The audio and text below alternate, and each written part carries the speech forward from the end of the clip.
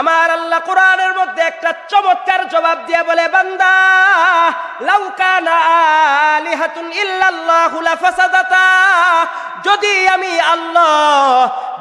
আমি আল্লাহ দুনিয়ার মধ্যে আমি আল্লাহ ছাড়া আরো কোনো ইলাহ থাকতো, তাহলে দুই ইলার মারামারিতে আসমান ও জমিনটা ধ্বংস হয়ে যেত। বলেন এটা কিভাবে? আচ্ছা বলেন তো, আমরা জানি সূর্য উঠে পশ্চিম দিক থেকে না পূর্ব দিক থেকে? কোন দিক থেকে সবাই বলেন?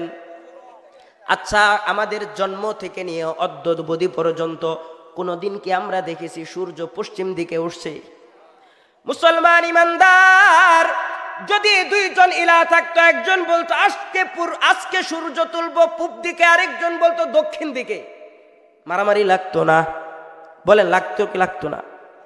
আমার আল্লাহ কোরআনের মধ্যে জানাই দেন, বান্দা আমি আল্লাহ এক, এই জন্যই তোদের জন্ম থেকে নিয়ে মৃত্যু পর্যন্ত দেখো যেভাবে সূর্য উঠে সেভাবে ডুবে, সামান্য পরিমাণ বেশ কম হয় না। কথা বলেন ঠিক কিনা?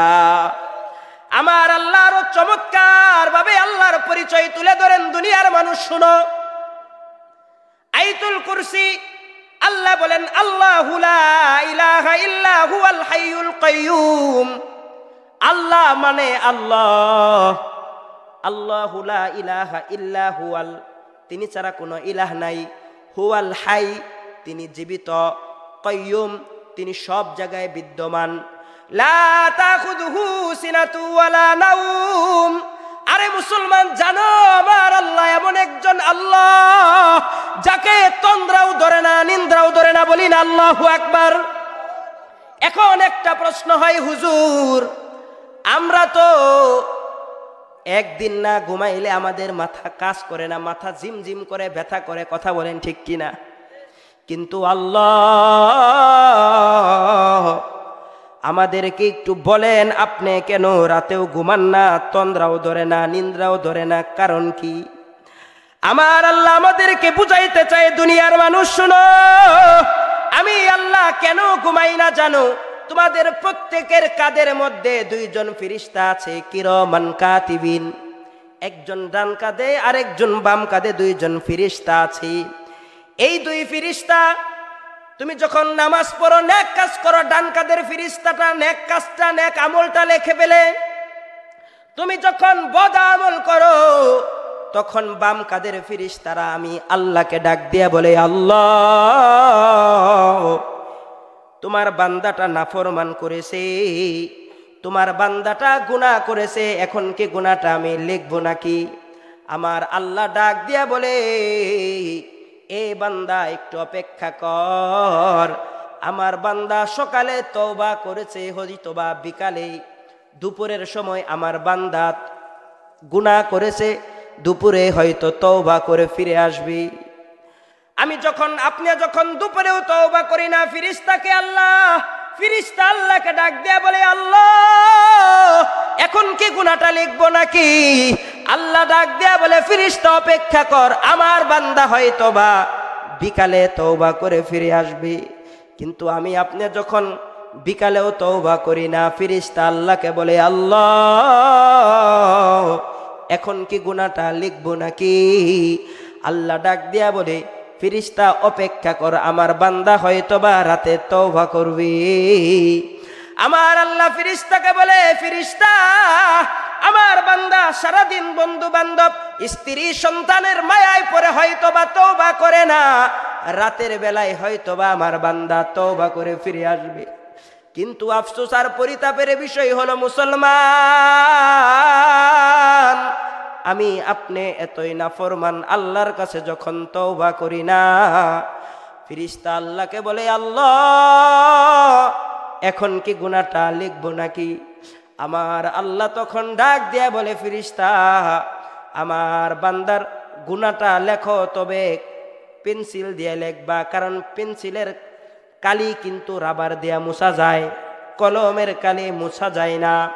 আমার আল্লাহ ফেরেশতাকে বলে, ফেরেশতা আমার বান্দার গুনাহটা তুমি লিখে ফেলো, তবে হ্যাঁ শুনো, যদি কোনোদিন আমার বান্দা তওবা করে ফিরে আসে, ওয়ায়ুবাদদিলুল্লাহু সাইয়্যাতিহিম হাসানা, আমার বান্দা যখন সাথে সাথে তওবা করবে, সাথে সাথে আমার বান্দার তওবার জায়গাটা যেই পরিমাণ গুনাহ করছে ওই গুনাহ সম পরিমাণ সওয়াব দ্বারা আমার বান্দার আমল নামাটা পূর্ণ করে দেবা। বলেন না সুবহানাল্লাহ।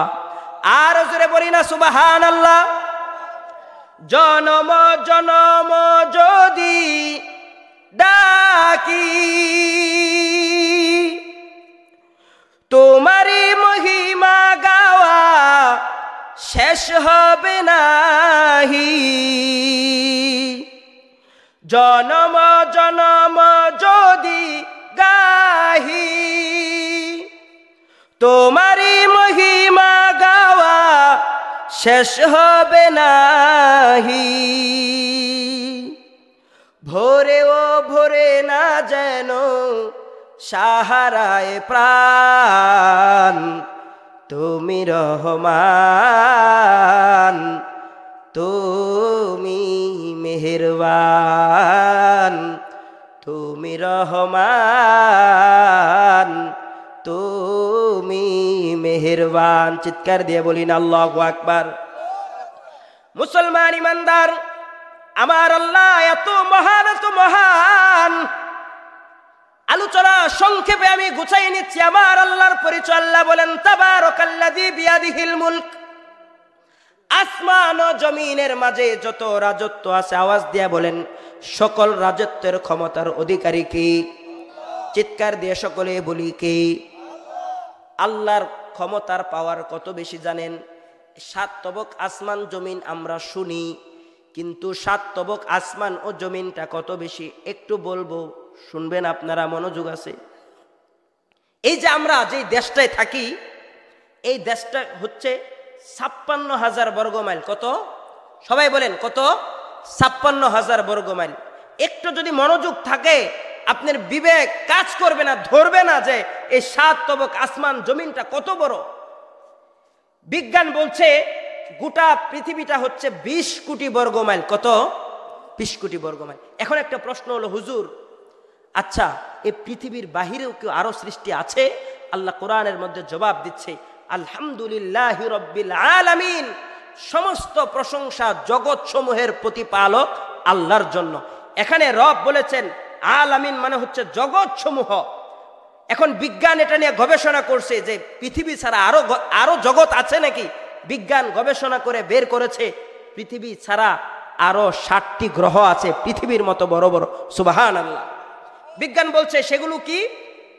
মঙ্গল, বুধ, বৃহস্পতি, শুক্র, শনি, ইউরেনাস, নেপচুন, পৃথিবী। সুবহানাল্লাহ। এগুলো কত বড়? বিজ্ঞান বলছে বৃহস্পতি নামক যে গ্রহটি আছে সেই গ্রহটি যে পৃথিবী 20 কোটি বর্গ মাইল, এই 20 কোটি বর্গ মাইল পৃথিবী থেকে 1721 গুণ বড়। সুবহানাল্লাহ।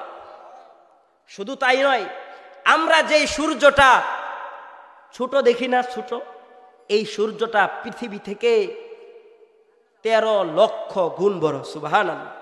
এখন এগুলোর দূরত্ব কত? বিজ্ঞান বলে পৃথিবীর সবচেয়ে কাছের যে গ্রহটা আছে এটা হচ্ছে মঙ্গল গ্রহ। বলে মঙ্গল গ্রহ পৃথিবী থেকে 8 কোটি কিলোমিটার দূরে। সুবহানাল্লাহ। আশ্চর্য হওয়ার কিছু নাই। যেই সূর্যটা আমরা টাকার কয়েনের মতো দেখি, বিজ্ঞান বলে এই সূর্য পৃথিবী থেকে 15 কোটি 14 লক্ষ কিলোমিটার দূরে। সুবহানাল্লাহ। আশ্চর্য হওয়ার কিছু নাই। কিতাবের মধ্যে এসেছে ইন্না বা'দান নুজুমি ইন্না হুনাকা বা'দান নুজুমি লাম ইয়াসিল ইলাইনা দাউহা। আল্লাহ পাক আসমানে এমন কিছু তারকারাজি সৃষ্টি করেছে, আলো প্রত্যেক সেকেন্ডে 3 লক্ষ কিলোমিটার দূরে যায়। কত? 3 লক্ষ। কিতাবের মধ্যে এসেছে 3 লক্ষ কিলোমিটার দ্রুত বেগে আল্লাহ পাকের আসমান সৃষ্টি করার পরে এমন কিছু তারকা আছে যেগুলোর আলো 3 লক্ষ কিলোমিটার দ্রুত বেগে আসতেছে, এখনো আসছে, কিয়ামত পর্যন্ত আলো আসতে থাকবে, কিন্তু ওই তারকার আলো পৃথিবী পর্যন্ত স্পর্শ করতে পারবে না। সুবহানাল্লাহ। এই যে 8টি গ্রহ, চাঁদ, তারা, নক্ষত্র সব কিছু যার মধ্যে থাকে তাকে বলা হয় সৌরজগৎ। বিজ্ঞান বলে এমন সৌরজগৎ 1000 2000 নয়, আল্লাহ পাক এমন সৌরজগৎ 15,000 কোটিরও বেশি সৌরজগৎ আল্লাহ সৃষ্টি করেছে। সুবহানাল্লাহ। একটা আরেকটা থেকে দূরত্ব কত? মানে 15,000 কোটিরও বেশি সৌরজগৎ। এমন সৌরজগৎ একটা থেকে আরেকটার দূরত্ব কত? বিজ্ঞান বলে যেই আলো প্রত্যেক সেকেন্ডে 3 লক্ষ কিলোমিটার দূরে যায়, বলে এমন দ্রুত বেগে কোনো ব্যক্তি যদি 33 লক্ষ বছর পর্যন্ত দৌড়ায়, যতটুকু না দূরে যাবে, 15,000 কোটিরও বেশি সৌরজগতের একটা থেকে আরেকটার মাঝে এমন বিশাল বিশাল ব্যবধান আমার আল্লাহ সৃষ্টি করেছে। বলি আল্লাহু আকবার। শুধু তাই নয়, 15,000 কোটিরও বেশি সৌরজগৎ যার মধ্যে থাকে তাকে বলা হয় গ্যালাক্সি। বিজ্ঞান বলে এমন গ্যালাক্সি 1 2 1000 2000 নয়, এমন গ্যালাক্সি আমার আল্লাহ 15,000 কোটিরও বেশি এমন মহা গ্যালাক্সি তৈরি করেছে। বিজ্ঞান বলে এমন গ্যালাক্সি 1 2 3 নয়, 15,000 কোটিরও বেশি গ্যালাক্সি যার মধ্যে থাকে তাকে বলা হয় মহা গ্যালাক্সি। এই মহা গ্যালাক্সি 1 2 3 নয়, 15,000 কোটিরও বেশি মহা গ্যালাক্সি আছে। এমন বিশাল মহা গ্যালাক্সি মিলে বিশাল শূন্য তৈরি। বিজ্ঞান বলে, বিজ্ঞান গবেষণা করে করে হাজার হাজার crore crore million million trillion trillion এরকম বিশাল গ্যালাক্সি মহা শূন্য পর্যন্ত গবেষণা করে চলে গেছে, কিন্তু বিজ্ঞান আদৌ প্রথম আসমান খুঁজে পায় নাই। সুবহানাল্লাহ। এখন প্রশ্ন হলো, হুজুর এই তো এটা প্রথম আসমান কিতাবের মধ্যে এসেছে, বিজ্ঞান যেহেতু প্রথম আসমান খুঁজে পায় না, কিতাবের মধ্যে এসেছে দুনিয়া থেকে প্রথম আসমানের দূরত্ব 500 বছরের রাস্তা। সুবহানাল্লাহ।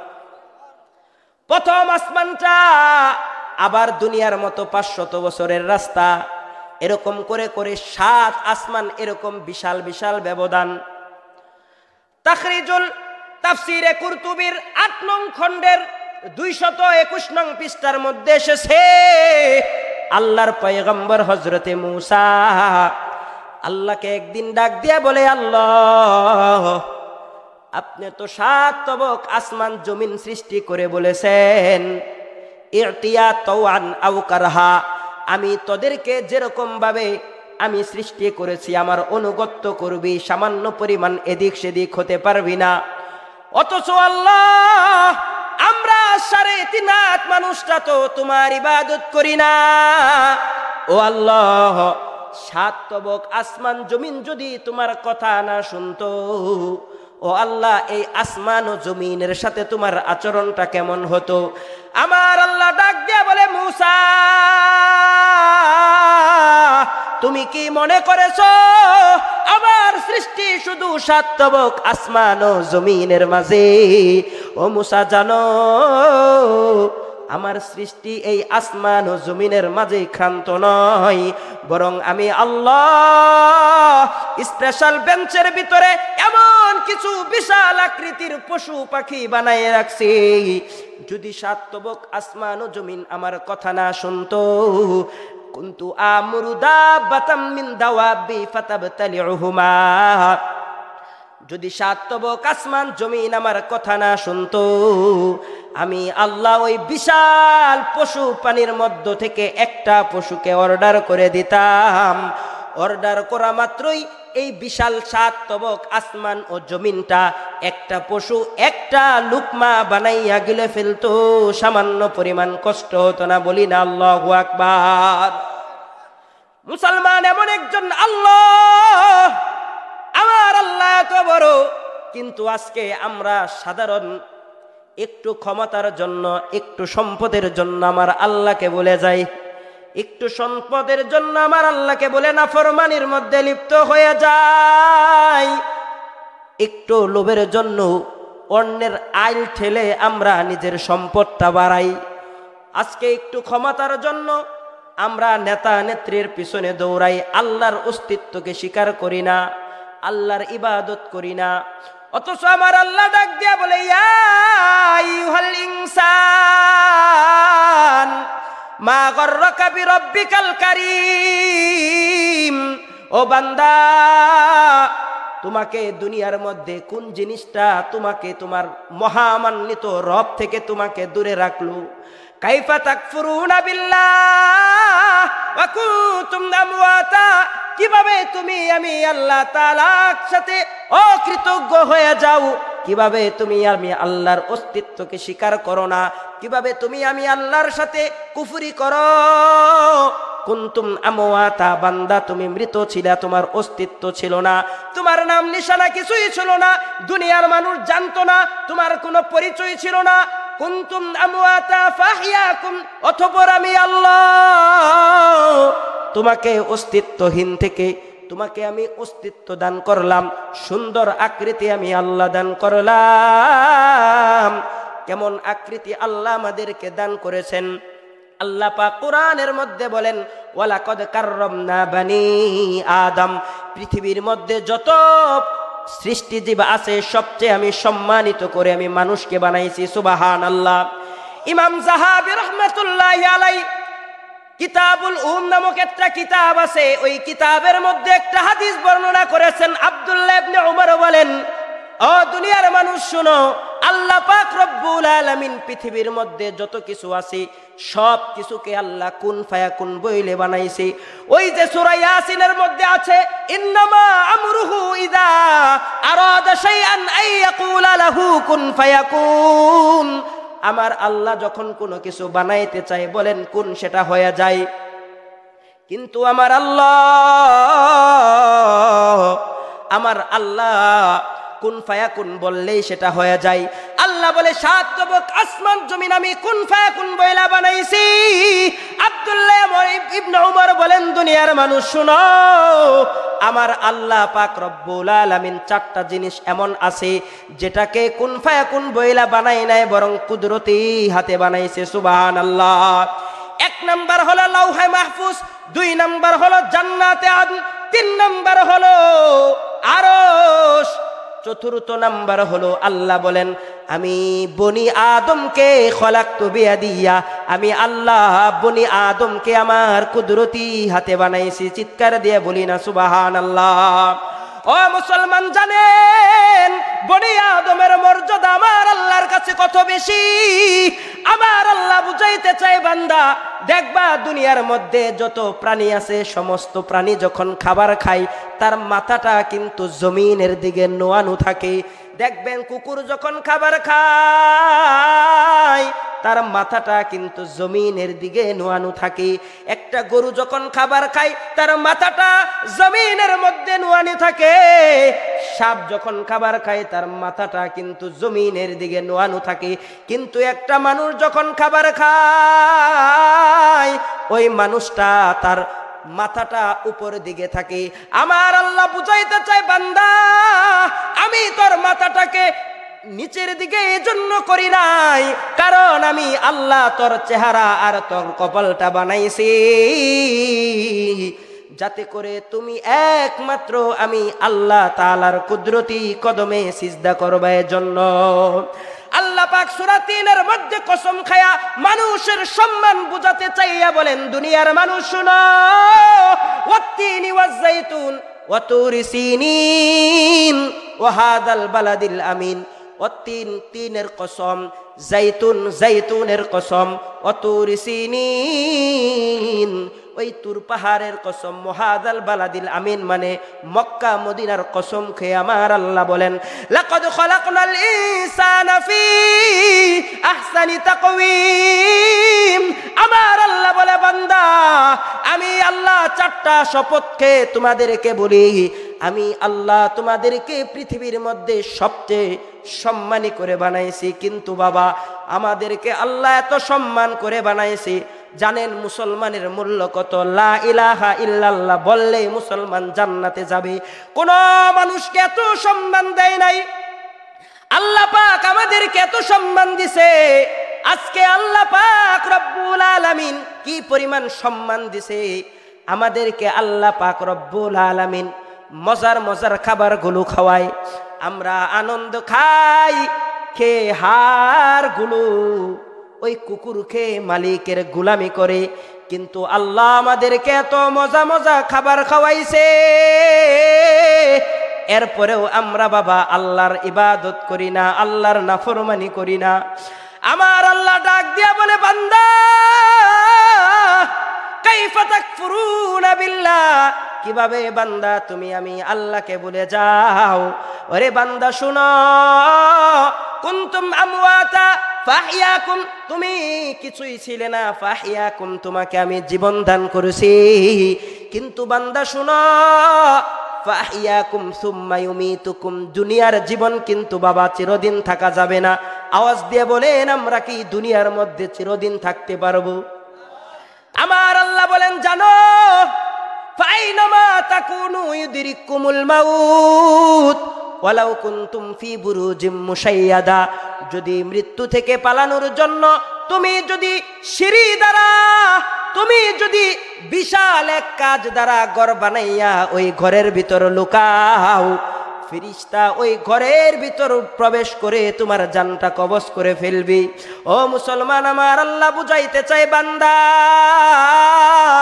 দুনিয়ার জীবন কিন্তু চিরদিন না। আজকে তুমি আমি আল্লাহকে বলে তোমার সন্তানের জন্য জীবনটা উৎসর্গ করতেছ। আমার আল্লাহ বলেন, আল্লাহ তাজিরু ওয়াজিরাতু বিজরা উখরা, আল্লাহ পাক বলেন, বাবা তোমার বোঝা তোমাকে বহন করতে হবে, কেউ তোমার বোঝা বহন করবে না। দুনিয়ার জীবন কিন্তু চিরদিন থাকা যাবে না, মৃত্যুর পরে আরেকটা জীবন আছে, কবরের জিন্দেগি।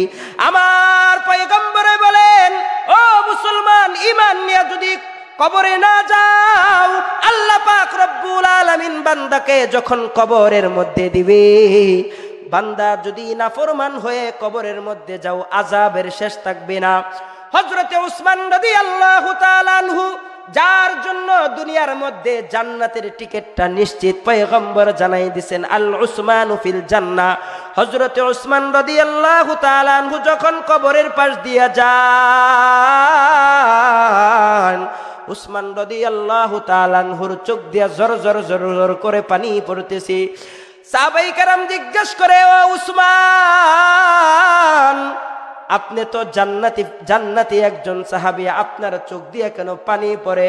উসমান ডাক দিয়া বলে, আল কবরু রাউদাতুম মিন রিয়াদিল জান্নাহ, কবর হলো মানুষের প্রথম ঘাঁটি, কবর হলো প্রথম ঘাঁটি। যদি কবর থেকে কেউ বেঁচে যায় তাহলে বেঁচে গেল, আর যদি কেউ কবর থেকে কবরের মধ্যে যদি ধরা খেয়ে যায়, বান্দাটা চিরস্থায়ী আযাবের মধ্যে নিমজ্জিত হয়ে গেল।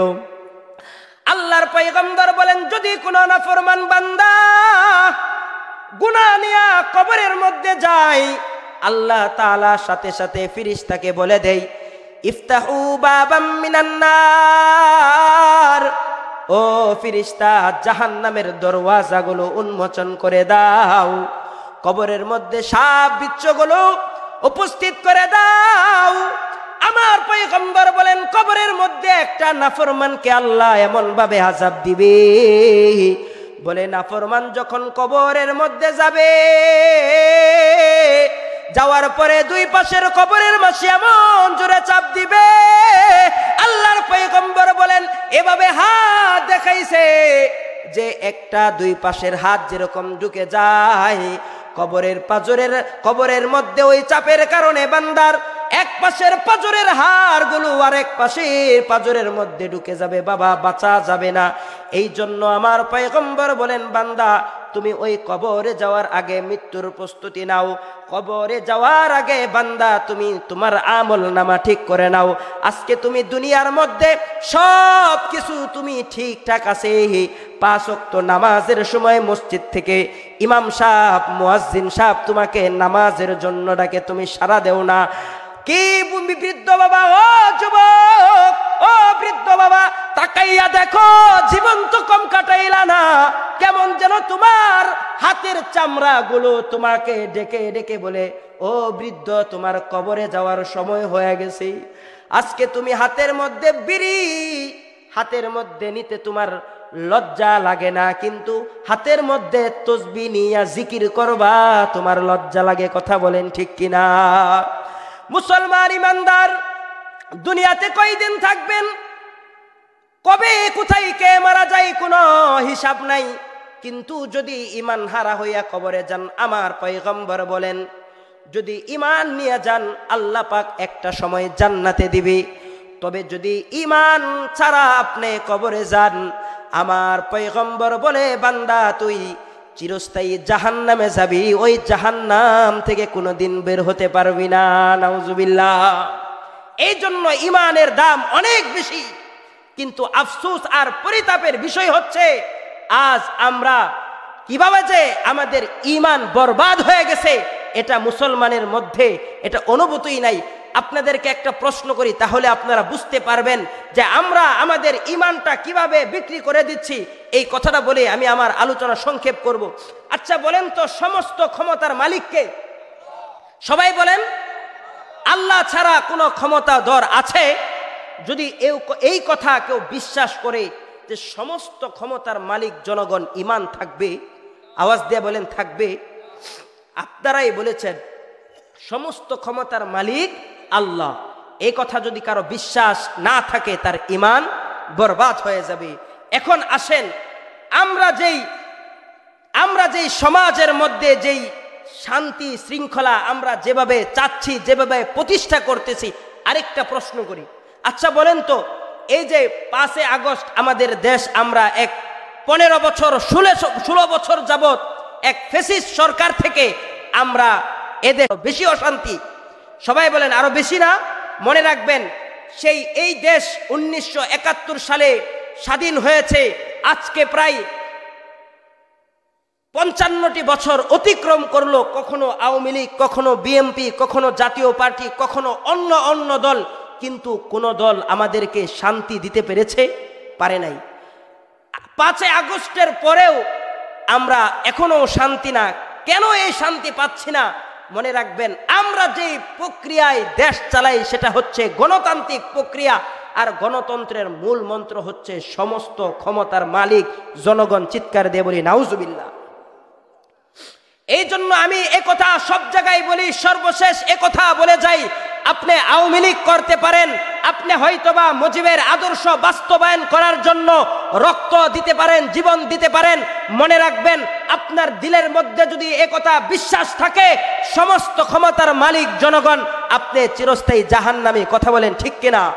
আপনি যদি বিএনপি করেন, আপনি যদি জিয়ার আদর্শ বাস্তবায়ন করার জন্য রক্ত জীবন দেন এবং একথা যদি বিশ্বাস করেন সমস্ত ক্ষমতার মালিক জনগণ, মনে রাখবেন একথা বিশ্বাস করার কারণে আপনি চিরস্থায়ী জাহান্নামী। কথা বলেন ঠিক কিনা? এই জন্য মুসলমান আমাদেরকে মনে রাখতে হবে, সকল ক্ষমতার মালিক জনগণ না, সমস্ত ক্ষমতার মালিক আল্লাহ। আমার রব দ্ব্যর্থহীন কণ্ঠে বলে দিয়েছেন, আলা লাহুল খালকু ওয়াল আমর। তামাম আসমান ও জমিনের রাজত্ব যেহেতু আমি আল্লাহর, দুনিয়ার মধ্যে রাজত্ব একজনের চলবে, তিনি কে? আল্লাহ।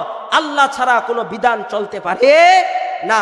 যদি আল্লাহর দেওয়া বিধান অনুযায়ী আমরা সমাজ প্রতিষ্ঠা করতে পারতাম এবং প্রত্যেকটা মানুষের অন্তরের মধ্যে যদি একথা বিশ্বাস থাকতো আল্লাহ ছাড়া কোনো ইলাহ নাই, সকল ক্ষমতার মালিক আল্লাহ, এবং আল্লাহর দেওয়া বিধান অনুযায়ী যদি আমরা জীবনটা চালাইতে পারতাম, তাহলে আমাদের জীবন সুন্দর সমাজ আমরা পেতাম। আজকে আফসোস আর পরিতাপের বিষয় হচ্ছে মুসলমান এই গণতন্ত্রের জন্য জীবন দিয়া দিচ্ছে, যৌবনকে উৎসর্গ করে দিচ্ছে। মনে রাখবেন, বছরকে বছর চলে যাবে, কিন্তু পৃথিবীর মধ্যে গণতান্ত্রিক প্রক্রিয়া যতদিন থাকবে কতদিন পর্যন্ত এদেশে শান্তি শৃঙ্খলা প্রতিষ্ঠা হবে না। কথা বলেন ঠিক কিনা? বাস্তবতা কি? আমি 3টা উদাহরণ দিচ্ছি।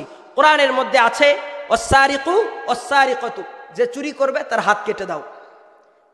যে জিনা করবে, যদি বিবাহিত থাকে পাথর মেরে হত্যা করে দাও। অবিবাহিত থাকলে তাকে বেত্রাঘাত করো।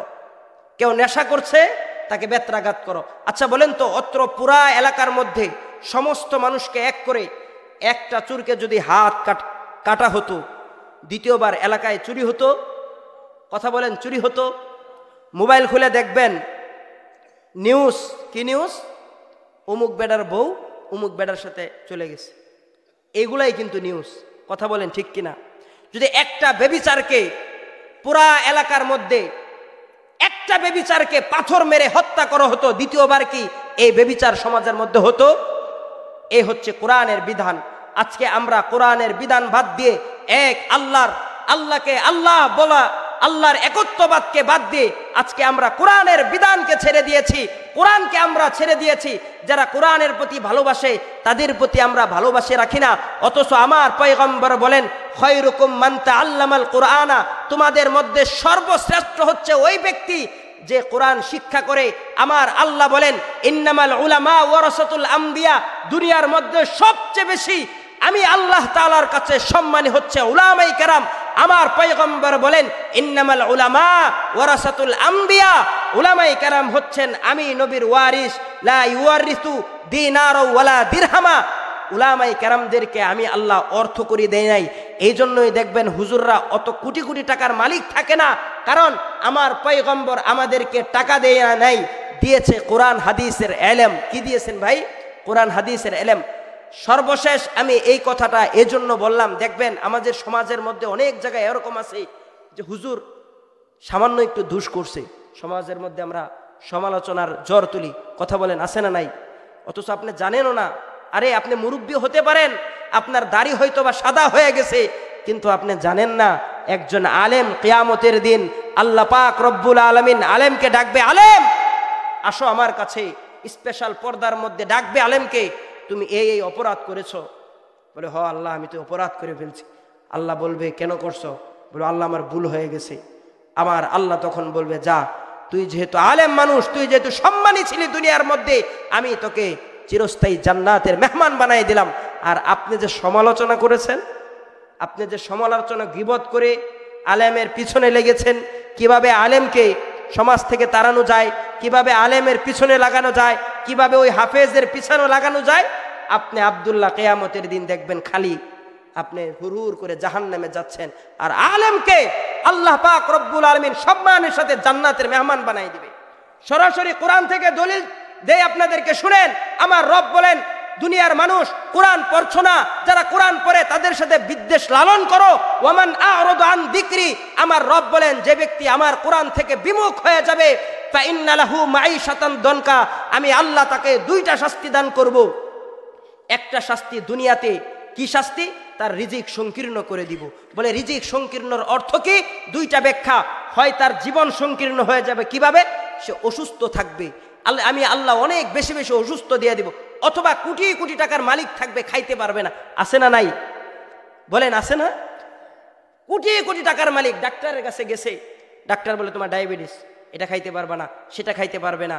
দেখবেন সামনে 1 কেজি আপনার আঙ্গুর ফল, বিভিন্ন ধরনের 1-150 আইটেম নিছে, একটা ফল খাইছে, পাশ থেকে পিএস বলতেছে, স্যার যদি এটা খান, একটার বেশি খান তাহলে কিন্তু ইঞ্জেকশন দিতে হবে। ডাক্তার কিন্তু বলছে, একটা খাইছে, বেচারাও একটা খাইয়াই চুপচাপ। আছে না নাই? বলেন। অহংকার করি না, আমি আমার কথা বলি, হুজুরদের কথা বলি। আপনারা হুজুরদেরকে দাওয়াত দিয়ে খাওয়ান না? হ্যাঁ, খাওয়ান না? একজন হুজুরকে জিগান যে হুজুর আপনি মাসে কয়দিন গোশত খান? আর আপনি আপনার দিকে চিন্তা করেন যে আমি কয়দিন খাই। কেন খাওয়ায়? এই যে রিজিকের মালিক কে? আওয়াজ দিয়ে বলেন, কে? আল্লাহ, আমার রব। এটাই দুনিয়ার মানুষকে বুঝাইতে চায়, ওমাই ইয়াত্তাকিল্লাহ ইয়াজআল লাহু মাখরাজা।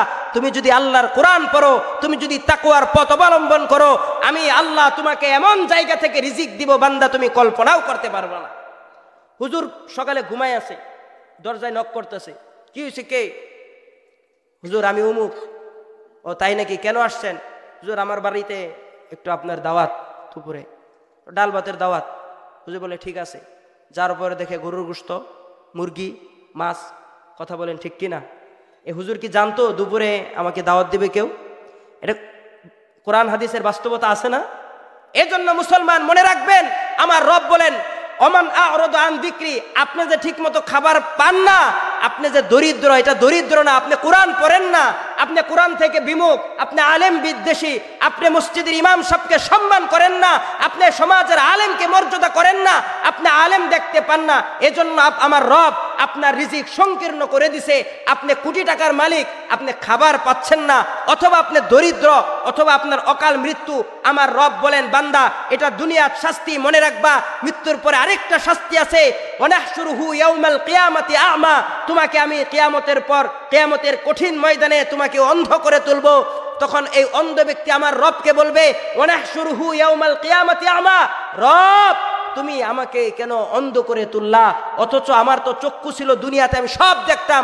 আমার রব তখন বলবে ক্বালা কাযালিকা আতাতকা আয়াতুনা, আমার কোরআন কি তোমার কাছে আসেনি? আমার আলেম উলামা, আমার কোরআনের হাফেজ কি তোমার কাছে আসেনি? তুমি তাকে সম্মান করনি, তুমি তাকে তেলাওয়াত করনি, তুমি তাকে পড়নি।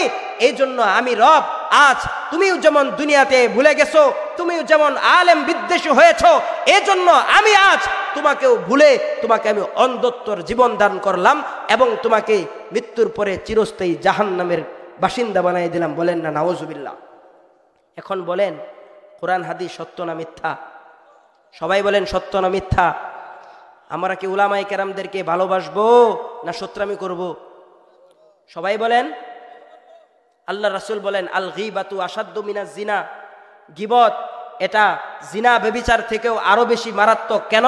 কেউ জিনা করছে, ব্যভিচার করছে, গোপনে আল্লাহর কাছে তওবা করবে, আল্লাহ ক্ষমা করে দিবে। কিন্তু আপনি যদি আমার নামে গীবত করেন, আমি যদি আপনার নামে গীবত করি, আমার রব বলেন, আমার পয়গম্বরের মাধ্যমে জানিয়ে দিয়েছেন, বান্দা যতই তওবা করুক আমি আল্লাহ তাকে কোনোদিন ক্ষমা করব না, কারণ ওই বান্দার হক নষ্ট করেছে। এই জন্য আমার পয়গম্বর বলেন আল গীবাতু আশাদ্দু মিনাজ জিনা। ভাইরা আমার, আমি আপনাদেরকে পুরা আলোচনার সারমর্ম 2-3 কথায় বুঝাই দিতে চাই। আমি সর্বপ্রথম যে কথা শুরু করেছিলাম, মজলিসে বসার কারণে আল্লাহ পাক 50 লক্ষ নেকি আমাদের আমল নামায় লিপিবদ্ধ করে দিয়েছেন। দ্বিতীয় নাম্বার, আমাদেরকে আমরা যদি ঈমান আনি তাহলে আমরা জাহান্নামে গেলেও একটা পর্যায়ে যাব কোথায়? সবাই বলেন যাব কোথায়? জান্নাতে যাব। এরপর সর্বশেষ আমি আপনাদেরকে বোঝাতে চেয়েছি, একজন আলেমের মর্যাদা আমার রবের কাছে অনেক বেশি, একজন হাফেজের মর্যাদা আমার রবের কাছে অনেক বেশি।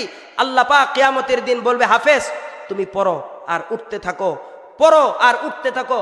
হাফেজ সূরা ফাতিহা থেকে শুরু করবে, সূরা নাসে গিয়ে শেষ করবে, আর বান্দা উঠতে থাকবে 6666 তালায় যা বান্দা শেষ করবে, আমার রব বলবেন এটাই তোমার জন্য জান্নাতের সর্বশেষ ঠিকানা।